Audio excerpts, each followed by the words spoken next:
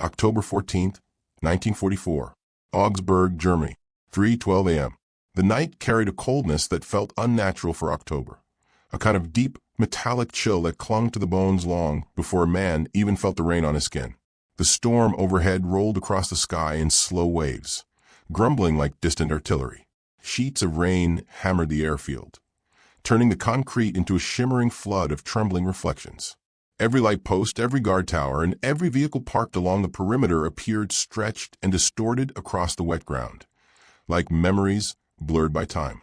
A single transport aircraft sat at the center of the field, its engines winding down with a long, exhausted moan.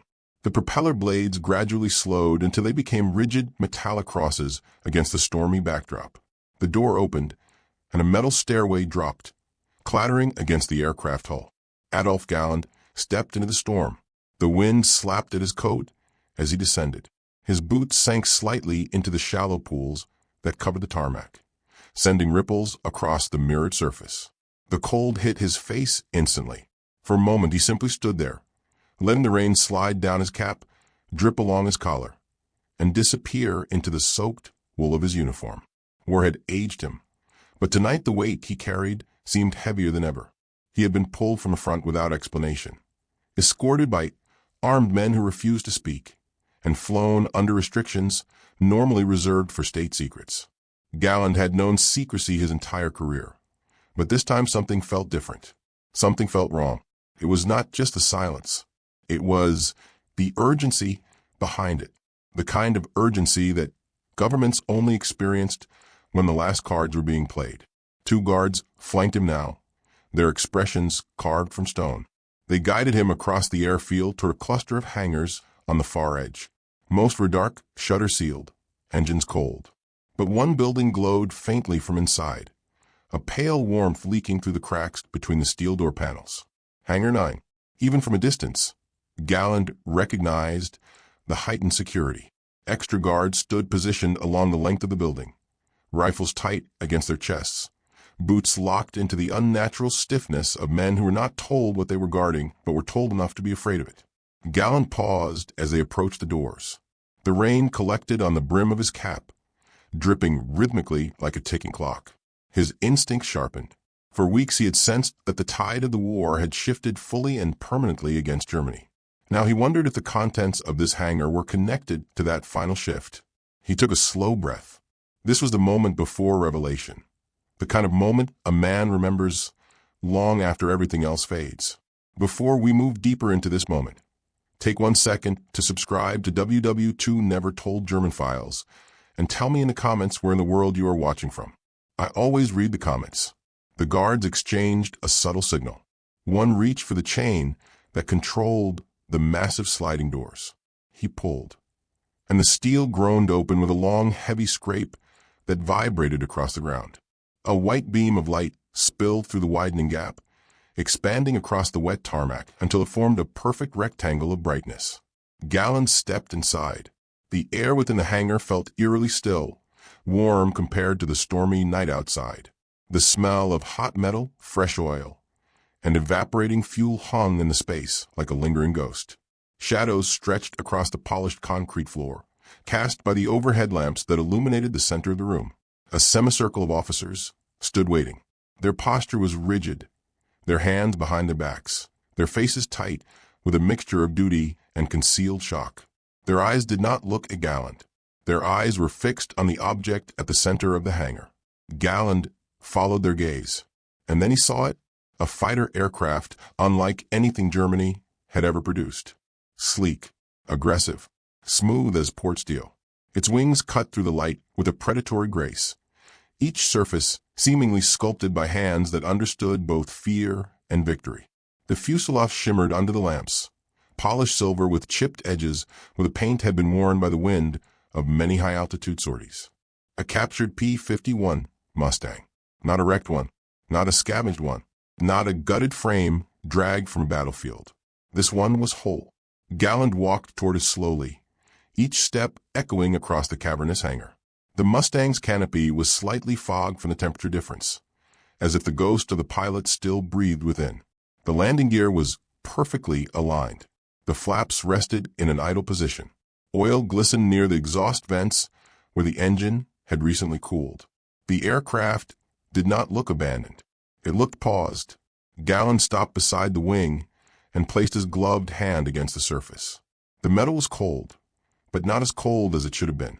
He felt his chest tighten. The sight before him was more than unusual. It was impossible. This was the machine the Allies used to escort their bombers deep into Germany.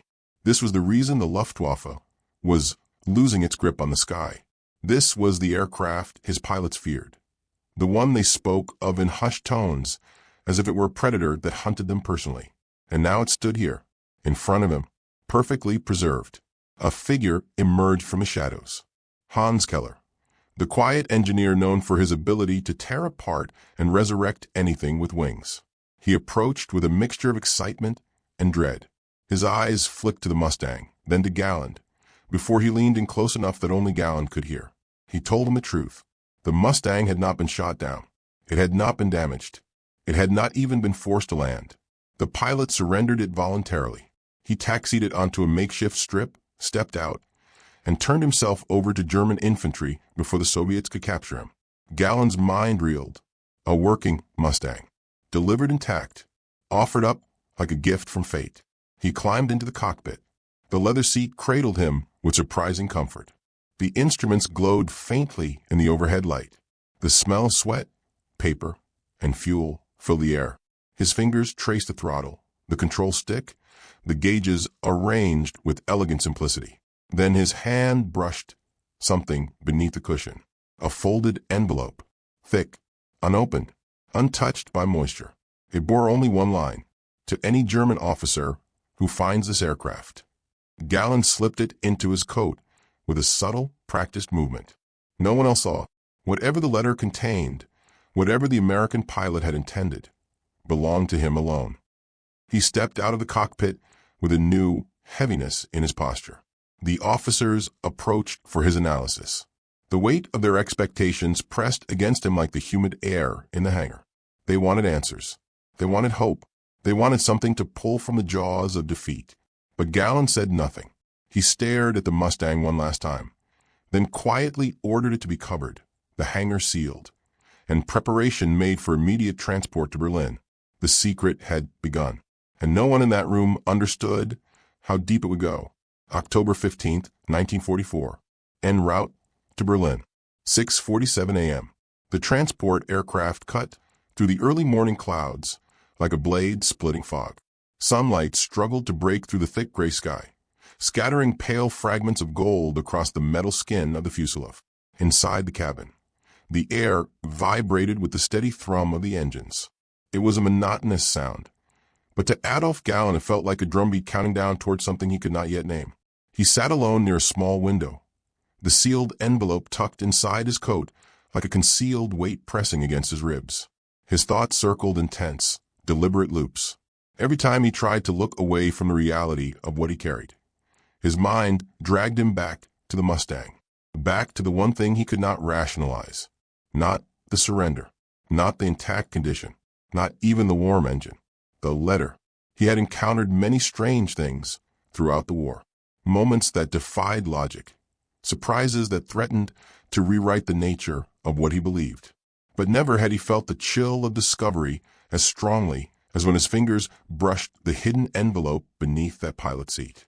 He waited until the guards had shifted their attention forward, then carefully removed the envelope from his coat. The paper was thick, almost stubborn against his grip, as if it resisted being opened.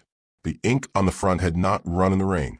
It was deliberate, firm, a message meant to endure. Galland broke the seal. What he read shook him, yet the viewer did not hear the words. Only Galland's reaction mattered. His face tightened. His breath halted for a few seconds. His eyes darkened in a way the dim cabin light could not soften. When he closed the letter, his fingers lingered on the final line as if trying to absorb the meaning that hid beneath the ink. He folded it back into his coat, but it felt heavier than before. He did not read it again. The aircraft continued toward Berlin as the war-torn landscape below flickered between forests, ruined towns, and scarred fields. Smoke trails drifted upward from bombed rail lines. Burnt-out vehicle husks lay scattered along roads that once carried convoys. The land itself seemed exhausted, stretched thin under the constant weight of desperation. This was the Germany Galland knew now, a nation trembling under the pressure of a war it could no longer win. The Mustang had reminded him of that more clearly than any briefing ever could. The Americans had built something that was not only a machine, but a symbol, a sign that the Reich's once feared air power had been surpassed in ways too deep to deny. The transport landed in Berlin with a jolt that shook Galland from his thoughts. He stepped off the aircraft into a city scarred by the war, but still pulsing with tense activity. Vehicles rushed through the streets carrying couriers and officers. Anti-aircraft guns scanned the sky, their dark shapes like skeletal watchers. Sirens echoed faintly from distant districts. Galland moved through the capital under escort, but not the hostile escort of Augsburg. Here the guards were formal, stiff with discipline rather than suspicion. He was taken directly to the underground complex where high-level military briefings were held. Concrete corridors stretched in every direction, the lights flickering from electrical strain. The deeper he descended, the more oppressive the air became. He entered a waiting room lined with photographs of German pilots and officers. Their stern faces stared from the walls, like silent judges overseeing the fates of those who entered. Galland took a seat, his coat still damp from travel, and leaned forward with his elbows on his knees. A single thought circled through his mind. What he was about to say in the upcoming meeting could change the course of the war or seal Germany's fate. He was escorted into the briefing chamber. The room was dim, lit only by overhead lamps and the faint glow of maps pinned along the walls. Air Ministry officers stood in stiff rows, their gazes icy, reserved for moments when the Luftwaffe's survival balanced on the sharpest edge. A single long table dominated the center of the room. Behind it, commanders sat with files open, pens ready, expressions carved in stone. A messenger stepped forward and announced Galland with a brisk motion. He walked in silence to the center of the room. Before him lay an array of documents, schematics, and intelligence reports. Among them was a space cleared specifically for whatever he was about to bring, whatever analysis he had gathered from a Mustang, whatever secret he carried in his coat. But Galland kept the letter hidden. The officers waited. Galland reached into his coat, not for the letter, but for a small notebook in which he had written mechanical observations from the aircraft. He placed it on the table. The chamber seemed to tighten, the air thickening with expectation. A sense of strained hope clung to the men in the room. They wanted answers. They wanted salvation. They wanted anything that could stem the flood of Allied dominance. Galland began to speak. He analyzed the Mustang's design, its aerodynamic advantages, the engine performance, the combat range, the stability at altitude, the resilience of its frame. They listened with growing tension. The Mustang was more than a machine. It was a shift in the balance of the air war. But Galland did not mention the letter. Not a single word. Not one hint that the American pilot had left a message intended for German command. His analysis remained purely mechanical, but the truth beneath his silence weighed heavily. He finished his evaluation and stepped back. The room held its breath. Then came the moment that shifted everything. The Air Minister asked for his personal recommendation. Everything that followed was consumed by silence. No words reached the listeners. No record survives of the next sentences. Historians would later search for transcripts, but every official copy from that day was missing. Witnesses disagreed about what Galland said. Some claimed he urged immediate copying of the Mustang. Others said he warned against it. One claimed he predicted the Luftwaffe would never recover, even with such a machine. But the truth of his words disappeared, swallowed by the collapsing structure of the Reich. The meeting ended abruptly. Galland was dismissed. The officers exchanged tense glances, as if the air still trembled with unresolved conflict. Whatever his evaluation had been, it struck a chord deeper than the mechanical nature of aircraft design. Galland walked out of the chamber with the letter still hidden in his coat. It burned against his chest like a brand, as if demanding to be remembered. Outside in the corridor, he paused and leaned against the wall, closing his eyes. The hum of distant generators echoed through the concrete corridors. A faint vibration trembled beneath his boots. His breath steadied, but his mind did not. He knew what he had read. He knew what he had said in the meeting. He knew why he had kept the letter secret, but the world would never hear it. As he walked toward the exit, the weight of the Mustang pressed upon him once again. It followed him like a silent shadow, and deep within the labyrinth of Berlin's bunkers, the truth began to dissolve into layers of confusion, secrecy, and fear. Some documents were locked away. Some disappeared. Some were destroyed under emergency procedures. One of those missing files would be his report, and among the lost pages of history, the letter faded into myth. May 2nd, 1945. Berlin, Germany. 10:15 p.m. The city was dying. Flames crawled across rooftops like serpents made of light. Entire blocks flickered between shadows and firestorms as the night sky pulsed with distant explosions. Broken windows trembled with every shockwave. Smoke coil after coil drifted through the air, thick enough to sting the eyes even underground. Berlin had become a labyrinth of collapsing walls, frantic footsteps, and ghosts of a fading empire. But deep below the burning streets, in a forgotten archive room carved beneath reinforced concrete, Adolf Galland walked alone. The war had nearly ended. The Soviets were closing in from all sides. Communications had faltered. Resources had vanished. Entire divisions no longer existed. The great machine that once stretched across Europe now lay in ruins, scattering sparks of resistance that could no longer ignite anything meaningful. Yet here in the stale air of the bunker sublevels, one piece of unfinished business remained: the letter. Galland moved through the corridors with calculated steps, his boots echoing in the dim light. He carried the envelope inside his coat, just as he had since the day he climbed out of the Mustang cockpit. The weight of it had not lessened over the months. If anything, it seemed to grow heavier, as if absorbing the burden of every loss, every destroyed city, every moment when the war slipped further from Germany's grasp. He entered the archive room. Dust hung in the air like fine smoke. Shelves of documents lined the walls, sagging under years of files that had been meant to shape the Reich's future, not preserve its fall. Many were stamped with symbols of authority. Many were sealed in folders that would never again be opened. Galland approached a small metal table in the center of the room and removed the envelope. He placed it before him and stared at the handwriting. He remembered the moment he found it. The cold cockpit, the warm scent of oil, the truth waiting beneath that cushion. He remembered reading it on the transport to Berlin and feeling his pulse shift with each line. He remembered the weight of what he learned and the silence he carried into the briefing. He remembered everything, but the world never would. He opened the envelope again and looked at the paper inside. The words were sharp, precise, and cold, with meaning the viewer would never hear. Whatever the American pilot had written, whatever message he had intended to deliver, Galland held it as if it were a final confession from a man who knew more than he should. He folded the letter once more and held it in his hand. Outside the bunker, another shell hit the city. The rumble shook dust from a ceiling. Lights flickered, buzzed, then steadied again. Galland did not move. He had heard countless explosions. He no longer flinched at the sound. Instead, he turned and approached a small, locked cabinet at the end of the room. Its keyhole was worn from years of use, the metal around it scratched and tarnished.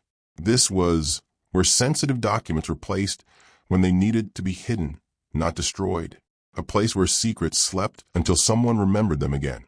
Galland removed a key from his uniform pocket. He inserted it into the lock and turned. The metal clicked open. He placed the letter inside the drawer. But the moment his fingers left it, he hesitated. Something in him resisted. Something in him questioned whether this was the right place for it. The war was ending. The Reich was dying. And whatever truth the letter contained would soon be buried under rubble, dust, and years of silence. He closed the drawer, but his hand lingered on the handle. This was the quietest moment he had experienced in months. The chaos above felt distant. The bunker hummed with low vibrations. There was no urgency here. No shouting officers, no alarms, no orders. only the weight of one man and the truth he alone carried. He turned from the cabinet and walked out. Minutes later, the archive room shook violently as a shell struck the upper levels. Part of the ceiling collapsed, spilling debris across the cabinets. Dust exploded into the air, smothering the room in a gray haze. Papers scattered like leaves torn from trees. The drawer that held the letter groaned under falling stone and bent inward with a metallic wail. When the dust settled, nothing looked as it had before, and somewhere deep in the wreckage, the letter disappeared. Galland continued his way through the basement corridors. Unaware of the precise moment, history erased one more important record. He emerged from the bunker through a rear stairwell that opened onto a narrow alley. Rubble lined the path. Smoke drifted through the street like a low fog. Emergency lights blinked along the distant rooftops. The night sky glowed red from fires that refused to die. He walked until he reached a small courtyard where a group of officers waited. Their faces were drawn and hollow, their uniforms soot-stained. Many had lost their units. Others waited only for orders that would never come. Galland joined them in silence. No one asked questions. No one spoke of plans. The courtyard felt suspended between worlds, a place where the last fragments of the Luftwaffe gathered, for reasons even they did not understand. Hours passed. Then news arrived that the city was expected to fall within days. Galland did not react. He only looked at the sky, dark and filled with drifting ash. His mind returned to the Mustang, to the warm engine, to the American pilot who had surrendered it. He recalled the texture of the paper, the weight of the words in the letter, the fear he sensed behind the lines. He wondered if the pilot had survived the war. He wondered what drove him to land the aircraft intact. He wondered why the pilot wrote the letter for a German officer and what purpose the message served. He wondered if the truth was meant to help, or to warn, or simply to change the perspective of the man who found it. No one would ever know. When the war ended, Galland was captured by Allied forces. Interrogators asked him everything. They questioned him about the Mustang incident. They asked about the evaluation he gave in Berlin. They asked about any reports, copies, or intelligence from that day. But Galland spoke of engines, aerodynamics, and technical details. He spoke of performance and design. He spoke of ranges and speeds. He did not speak of the letter. And because he did not, no one else could. Years later, historians searching the ruins of Berlin found fragments of burnt documents, reports of copied aircraft designs, rumors of secret tests, incomplete files referring to a captured American fighter. But they never found Galland's report, nor the letter. Some records suggested a cabinet in the archives collapsed during the bombardment, burying several classified documents under rubble. Some recovered pages referenced foreign aircraft evaluations, but none mentioned a Mustang delivered intact. None mentioned a pilot who surrendered voluntarily. None mentioned a message meant for a German officer. There were stories, though. Stories whispered among former Luftwaffe engineers who survived the war. Stories from Keller, the man assigned to study the Mustang, who vanished from the public record after 1946. Stories from Allied personnel who believed a German officer had once held something that might have changed the war's final chapter. Stories that grew and twisted as decades passed. The truth remained hidden. That is why this moment matters. Not because of the aircraft, not because of the technical secrets, but because of the silence. Because one man carried a message that might have reshaped the understanding of a war already collapsing around him. He took that message into the end of the Reich. He carried it through capture. He carried it through interrogations. And eventually, he carried it into the grave. The Mustang survives in photographs. The records survive in fragments. The war survives in history books. But the one letter that may have revealed something deeper has vanished completely. The world will never know what that American pilot wrote, or why Galland hid it, or why the reaction he gave in Berlin was never revealed to the German public. Some say the truth lies in an archive that has not yet been unlocked. Some believe the letter was destroyed in the collapse of the bunker. Others claim Galland destroyed it himself, fearing the consequences. And some insist the answer is still out there, waited for, slept beneath rubble, or held in a file folder misidentified for decades. Whatever the case, the secret endures, and the Mustang remains one of the war's most mysterious captures. If this story opened your eyes to the hidden side of World War II, please share this video, hit the like button, and tell me in the comments where you are watching from. And if you want more rare German files that were never revealed to the public, subscribe to WW2 Never Told German Files. Your support keeps THSA Lost Stories alive.